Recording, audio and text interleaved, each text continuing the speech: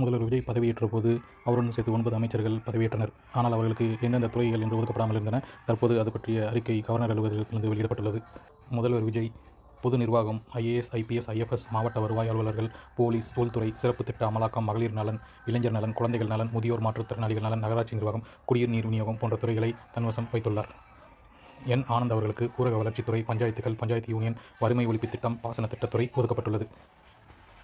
ஆதவ் அர்ஜுன் அவர்களுக்கு பொதுப்பணித்துறை மற்றும் விளையாட்டுத்துறை ஒதுக்கப்பட்டுள்ளது. கூடுதலாக கட்டடங்கள், நெடுஞ்சாலைகள், சிறு துறைமுகங்கள் துறைகளும் ஒதுக்கப்பட்டுள்ளன. அருண்ராஜ் IRS அதிகாரியாக இருந்து அதை நிராகரித்துவிட்டு வந்தவர். அவருக்கு சுகாதாரம், மருத்துவம், கல்வி மற்றும் குடும்ப நலத்துறை ஒதுக்கப்பட்டுள்ளது. செங்கோட்டையன் அவர்களுக்கு நிதி, ஓய்வூதியம், ஓய்வூதிய பலன்கள் ஆகிய துறைகள் ஒதுக்கப்பட்டுள்ளன. வெங்கட்ராமன் அவர்களுக்கு உணவுத்துறை, பொது விநியோகம், நுகர்வோர் பாதுகாப்பு, விலை கட்டுப்பாடு ஆகிய துறைகள் ஒதுக்கப்பட்டுள்ளன.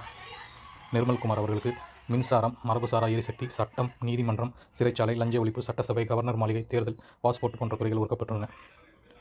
ராஜ்மோகன் அவர்களுக்கு தொல்லியல் துறை, தமிழக ஆட்சி மொழி, தமிழ் கலாச்சாரம், செய்தி விளம்பரம், பிலிம் தொழில்நுட்பம், செய்தித்தாள் கட்டுப்பாடு போன்ற துறைகள் ஒதுக்கப்பட்டுள்ளன.